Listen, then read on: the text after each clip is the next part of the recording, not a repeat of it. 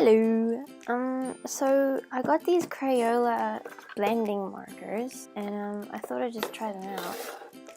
But they've got like a weird, like a cleaning smell. It's got a really pretty tin as well. Look at that, like a birch something, birch tree forest thing. Yeah. Here are the pens. So it's got two colorless blenders over here, and it's got it says 16 markers over there. It says 16 markers, but if you look closely, it actually says 14 markers, a decorative tin, and two colorless blenders. So technically, you only get 14 markers, but it isn't bad actually. It's not bad. I've never done a marker review. Oh, I like the black look on this. It's like just one black pen. Okay, well. Okay, so it looks like you get 14 colors. So you get, okay, that's bubblegum, red, wisteria. Oh, this looks like a nice one. Okay, violet, cornflower, blue, sea green. I love that sea green color. Green. Then you get two colors blenders. You get canary. It's like a brighter version of yellow. Peach.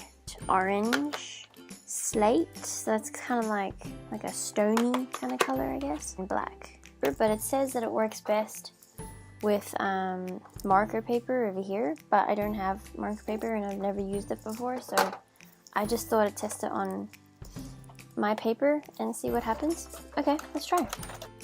Let's try and see what this does. Oh no, my colorless blenders. Oh, gotcha. There you go. Okay, so we've done bubblegum. Oh gosh, I really like these. I hope if these are like something that I can replace Copics with, then yes, go for it, because that would be amazing. Wisteria. I'm excited for this color. Obviously the brush nib is very like soft, so you can't get really thin lines like you would with normal marker. That one's like a very pigmented color. Oh crap, I dopped it on the violet by accident. So this is canary. Ooh, that's a very soft water kind of color. Kind of looks like watercolor. Honestly, I'm saving up to get a better camera so you guys don't have to deal with this blurriness anymore, trust me. I'm getting there, I'll get there.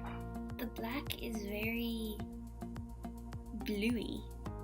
Got some kind of base into it, like it's not alcohol based, but it's got some kind of, it doesn't smell like alcohol. It smells like it's yes, but it's got some kind of smell to it if you put it up to your nose, Shading, and the pot of gold could be like black and white or something. I don't know. This could work.